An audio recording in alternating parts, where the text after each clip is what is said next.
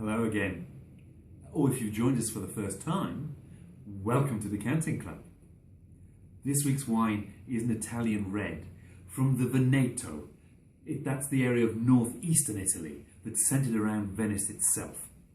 It's made from an unusual grape blend of Merlot and Corvina. The Corvino is a local boy.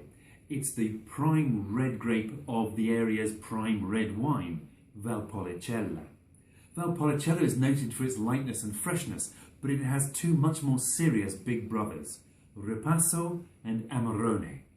This wine's name, Passori, is an anagram of Ripasso, hinting that it's aiming at that style, but the description on the back label and its alcohol level of 14% are much more indicative of an Amarone style wine. So let's find out which.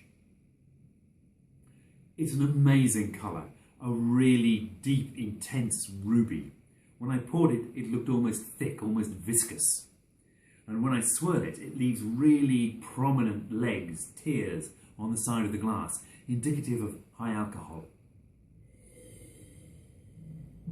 Oh, that nose is deep and rich and alcoholic, and full of dried fruits, figs and especially prunes, and also orange peel and sweet spice. This smells really Christmassy. There's a whiff of bay leaves too, and underneath it all, some sweet vanilla oak that's rather masked by all the fruit.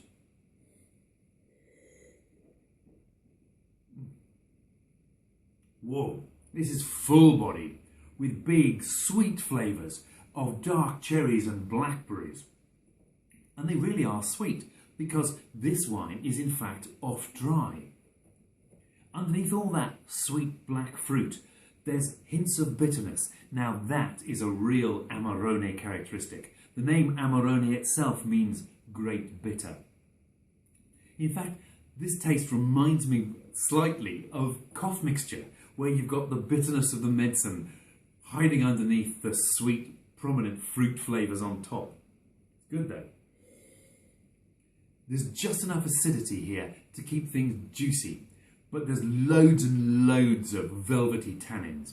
But they're so ripe and smooth that you taste them rather than feel them. They're bitter but not drying. And that all leads on into a long, spicy, warming finish. Almost hot, high alcohol. But there's a great balance on that finish between the tannins on the one side and the acidity and slight sweetness on the other. Lovely balance. This is very much Amarone on the cheap. If I was tasting this blind, I'd guess at 15% alcohol, not the 14 it says on the label. That 15 is much more typical of Amarone, which is so strong and so concentrated because it's made from dried grapes. Once they're as ripe as they can be, they're picked and taken back to the winery and laid out to dry, traditionally on straw mats, these days usually on temperature-controlled pallets. They then dry for months. 3 months is quite normal. It's very time-consuming and very labour-intensive because you have to keep checking them and taking out any bunches that go bad. It takes up loads of space. Consequently, Amarone is really expensive.